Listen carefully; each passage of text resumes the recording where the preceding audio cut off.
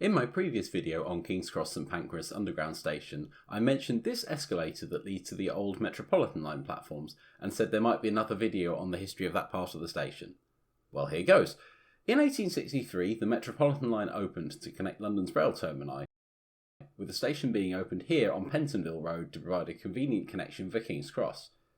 Passengers wanting a convenient connection for St Pancras would have to wait 5 years for that station to be built.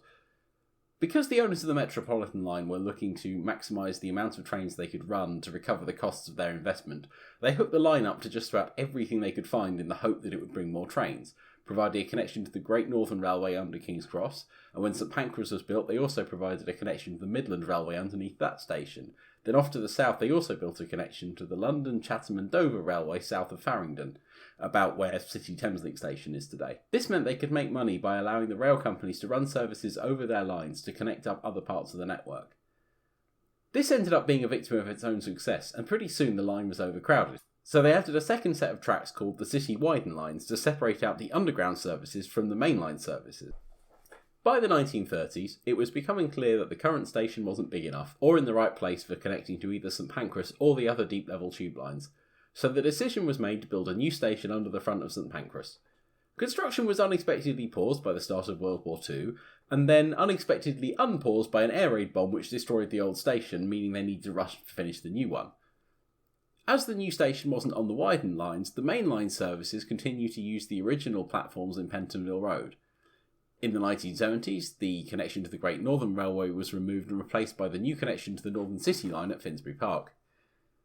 In the early 80s, the station was revamped and named King's Cross Midland after its connection to the Midland Railway. Then, in the late 80s, the idea of revamping the widened lines as part of the new North-South Thameslink programme was introduced, and the station was renamed to King's Cross Thameslink. This ended up being such a success that the entire Thameslink corridor was then set to be upgraded again as part of the Thameslink 2000 programme, with the aim of creating a high-frequency north-south mainline service through London.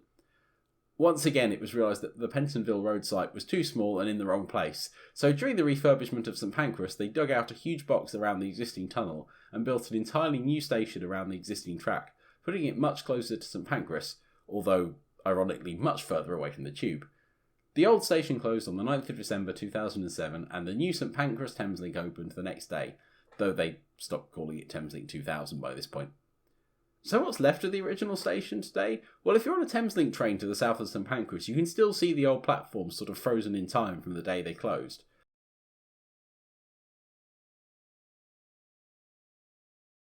As for the surface level building, well, the 1980s building is still there, and because it has that connection to the rest of the underground station, they open it during rush hour as a back entrance to the tube station to relieve overcrowding, so you can still go in there and go right past the abandoned platforms. But don't use this entrance to access the Metropolitan Line because you really will be walking for miles now.